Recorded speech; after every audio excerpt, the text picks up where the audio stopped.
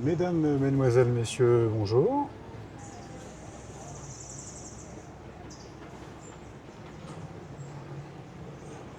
Ça fait 3-4 ans là que la mode a vraiment commencé, ça,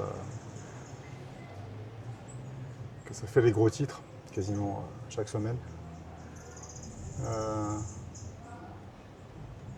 on parle de l'intelligence artificielle,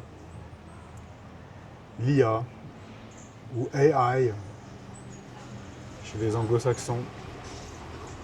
Il y avait eu des films, il y avait eu des centaines d'ouvrages de science-fiction. Pas mal de ces films étaient liés à Internet, au mouvement cyberpunk. C'était souvent des dystopies d'ailleurs.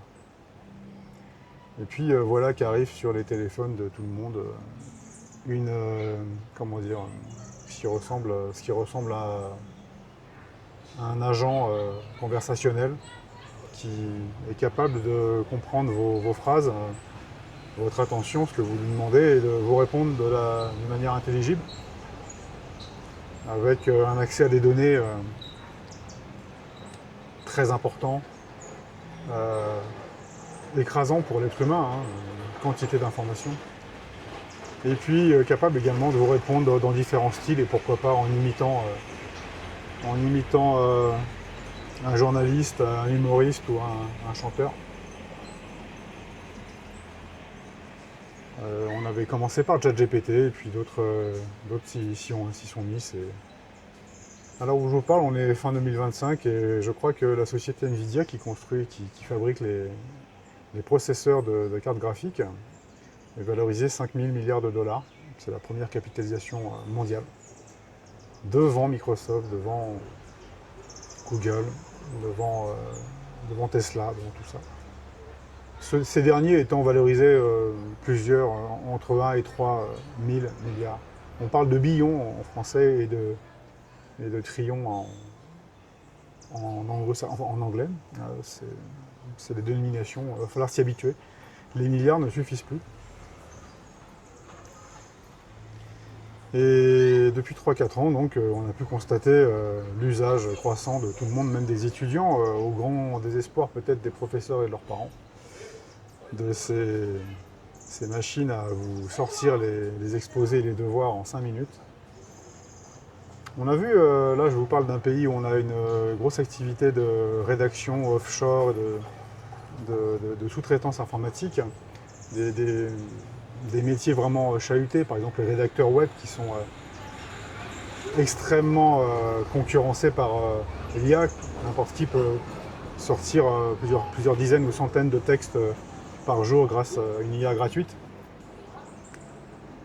Ça a vraiment commencé à bouleverser les choses et ça a en fait amené à une certaine angoisse de ce que sera l'avenir avec cette IA qui pourrait remplacer énormément d'emplois, c'est vrai, hein, pourquoi pas des comptables, pourquoi pas même des conseillers juridiques, pourquoi pas dans certains cas des médecins en premier niveau, on va dire, qui permettraient de donner un avis médical assez infaillible.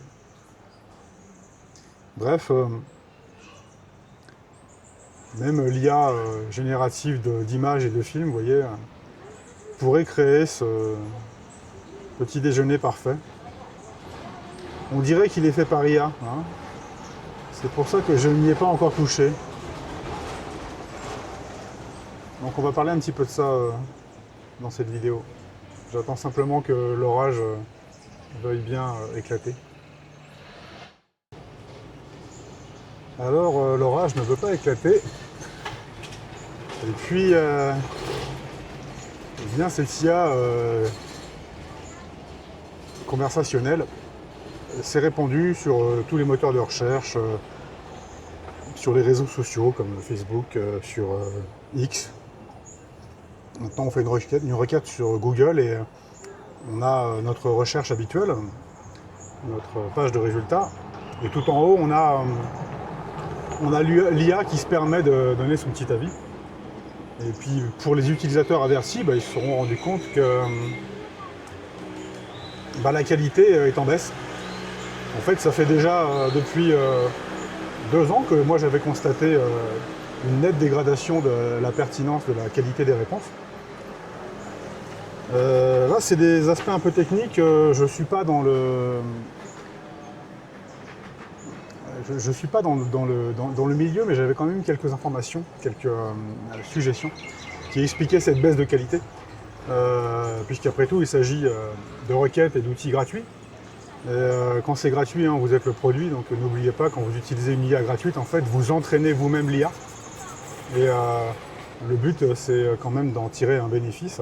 Donc vous entraînez l'IA et on va continuer comme d'habitude à prélever et collecter, ordonner vos données personnelles afin de mieux vous cibler pour ensuite vous vendre de la publicité.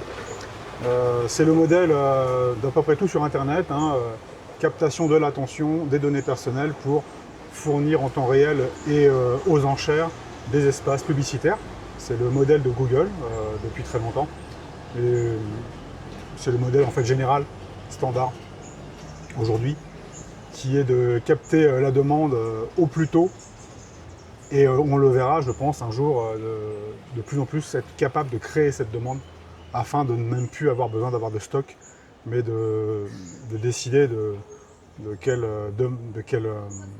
offre et demande on veut faire le marché. Une fois qu'on a une très bonne, très fine connaissance des consommateurs. Alors donc cette baisse de qualité, on l'aura constaté, simplement en faisant des requêtes dans n'importe quelle IA, on tombe sur des fautes de calcul, on tombe sur des contre-vérités. Par exemple, l'IA de Google, elle utilise 3, 5, parfois un tout petit peu plus de sources, donc des URL. Et la plupart du temps, là-dedans, vous avez Wikipédia, vous avez ce qu'on appelle des références d'autorité, en référencement naturel en fait. Et c'est tout. Elle utilise ces données, quand bien même serait-elle complètement fausse et erronée, elle vous en sort une tartine parfaitement digeste, droite dans ses bottes. Et vous pouvez essayer d'ailleurs de lui fournir d'autres sources qui, elles, sont justes sur un sujet que vous maîtrisez, par exemple. Et vous verrez qu'il faut du temps à l'IA pour qu'elle accepte qu'elle s'est trompée. Et à partir du moment où elle s'est trompée, évidemment, elle va se confondre en excuses complètement, dire qu'elle est une merde, etc. Et que vous êtes vraiment génial. C'est le procédé classique des IA. C'est de surtout pas contrarier l'utilisateur.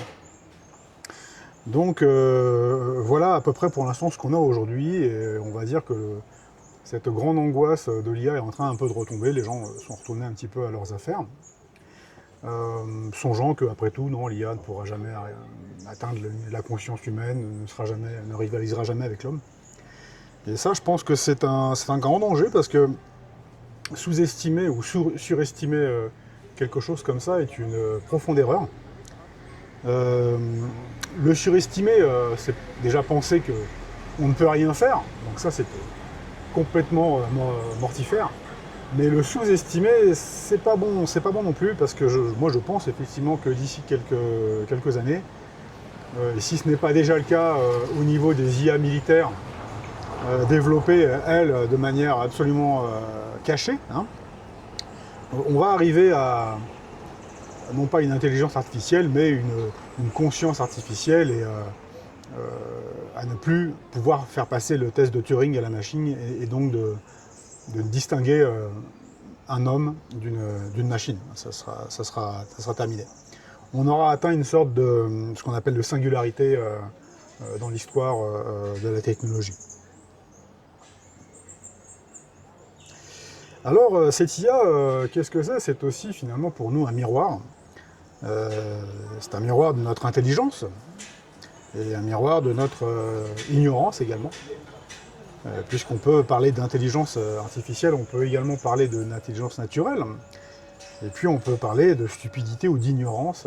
Quand je dis stupidité, c'est plutôt au sens spirituel, on va dire, au sens de l'ignorance, du fait de ne pas avoir la connaissance humaine, donc naturelle, et artificielle. Alors, on revient à la question du remplaçable. et l'orage ne veut toujours pas éclater.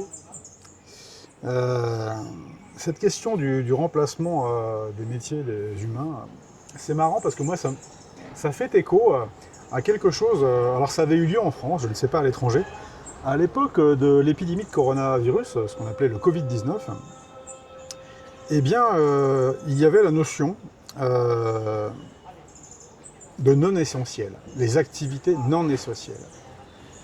Et c'est sorti tranquillement, de manière très assumée, hein. Il n'y avait aucun problème, il y avait un schisme dans la population. Ceux qui pouvaient sortir, ceux qui ne pouvaient pas, ceux qui devaient être sous certaines contraintes et d'autres moins, les activités qu'on devait applaudir à la fenêtre le soir, puis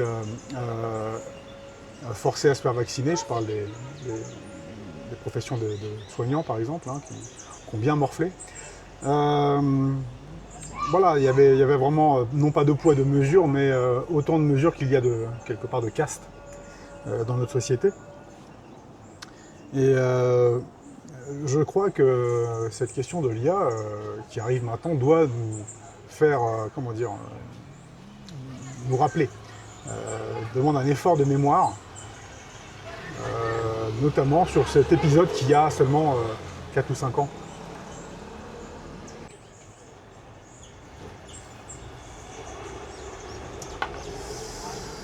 Consommer. Oui, c'est là que je veux en venir, en fait, c'est la masse des consommateurs par rapport à l'IA. Je pense que le problème ne va pas se poser de la même manière en fonction de l'endroit où vous êtes dans le monde. Si vous êtes dans l'Occident, vous êtes dans les pays très développés, très mégapolistiques, capitalistiques et énergivores et consommateurs.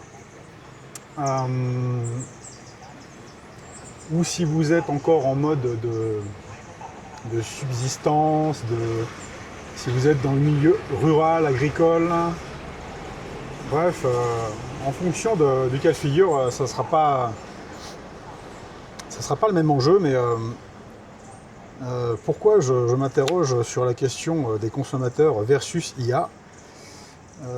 L'IA, en fait, je parle de celle qu'on connaît, publique, va être utilisée massivement pour satisfaire les besoins des consommateurs. On va poursuivre le trait de la société du spectacle décrite par Guy Debord, décrite par d'autres personnes à l'orée de l'avènement du web. Par exemple, j'ai oublié son nom, qui nous parlait du temps de cerveau disponible à la fin des années 90 concernant l'attention et donc la captation de l'attention des internautes. Hein, c'était il y a 25 ans, ça. L'audimat, l'audience, en fait.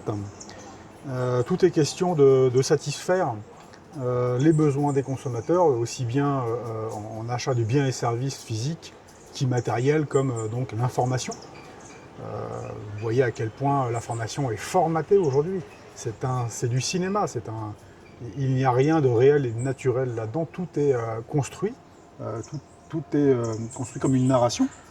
C'est pour ça qu'on parle de narratif aujourd'hui.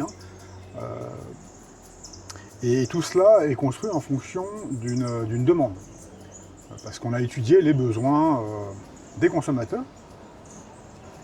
Et avec l'IA, on va être en mesure, au niveau de la big data, c'est-à-dire du traitement de quantités énormes de données sur vous qui vont permettre aux éditeurs de ces intelligences artificielles de mieux vous connaître que quiconque ne pourrait le faire en s'analysant pendant 20 ans. Hein.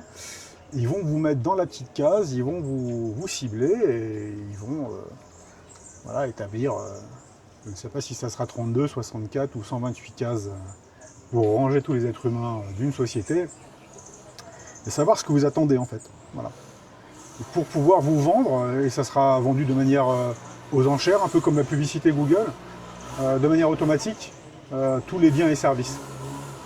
Et ça pourrait même vous vendre, je pense, vos billets quand vous achetez un vol ou même une place de TGV ou pourquoi pas lorsque vous rentrez dans un hôtel, couplé avec votre paiement Visa ou autre, le prix sera à la tête du client, bien sûr, vendu sous l'aspect de remise et d'avantage. Ça ne sera évidemment jamais indiqué comme étant une contrainte et un problème.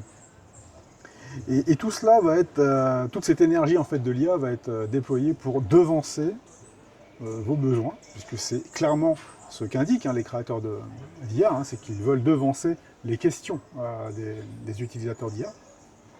Mais ça va être élargi en fait à tout le spectre de la consommation pour finalement à la fin créer la demande. C'est-à-dire qu'à la fin, vous allez, on va se retrouver dans une espèce de rêve, de mythe éveillé, où on ne sait plus si ce qu'on pense, on le pense, ou on nous a déjà, on nous a déjà indiqué qu'il fallait le dire et le penser. Bon voilà, l'orage refuse vraiment d'éclater. Alors je suis pas là pour vous faire une dystopie, parce que là ce que je vous dis, vous l'avez certainement entendu à maintes reprises, c'est horrible, on va tous mourir. Bah oui, de toute façon c'est horrible, on va tous mourir, ça c'est évident. Donc qu'est-ce qu'on fait une fois qu'on a répété une lapalissade? La question c'est est-ce qu'on est en train de créer une matrice, à la manière du film Matrix, c'est-à-dire un espèce de rêve éveillé, ou des réalités endormies, ou bien non, est-ce que finalement on va, malgré la violence de cette nouvelle technologie qui arrive, et quand c'est violent ça fait toujours des dégâts, c'est comme les métiers à tisser automatiques du XVIIIe siècle, quand ça arrive, ça fout tout le monde à la rue et ça fait des révoltes, ça fait des mécontents. Mais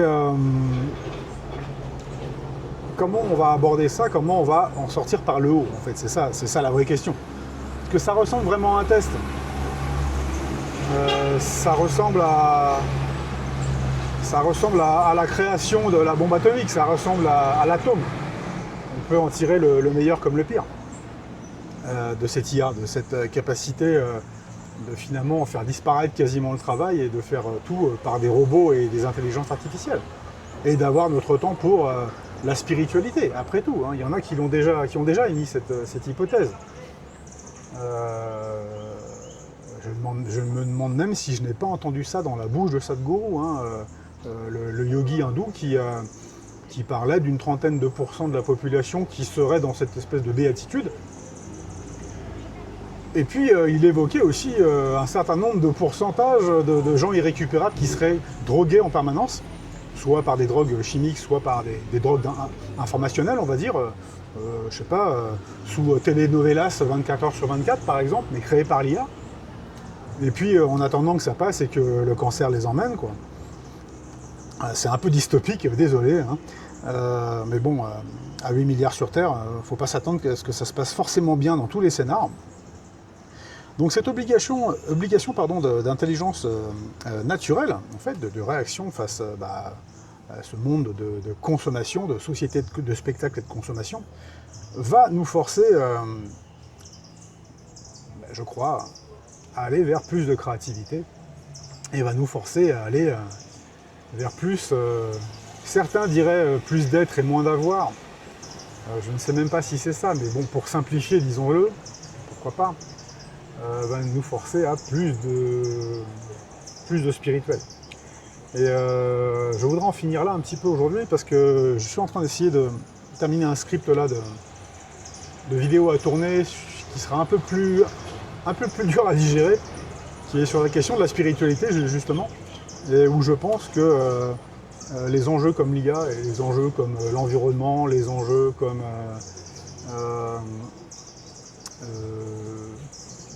je sais pas, la conquête spatiale, les enjeux comme la modification génétique de l'espèce humaine, tous ces enjeux vont nous mener à cette question de ce que disait Malraux, que le 21e devra être spirituel ou ne pas être. Donc voilà, je vous laisse là avec mes petites pensées sur l'IA qui vont nous emmener vers, je pense, arpenter d'autres sujets plus larges. Et on n'aura pas eu l'orage pour cette vidéo, désolé. Allez, sur ce, portez-vous bien et à une prochaine fois dans une prochaine vidéo.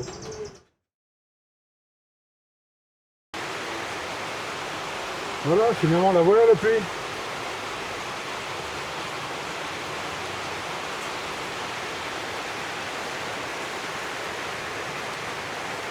Je reconnais que ça fait un petit peu décor de Call of Duty ou Half-Life. Mais en aussi réaliste, il faudra peut-être attendre encore 5 ans. Et vous l'aurez. Votre vie dans la matrice.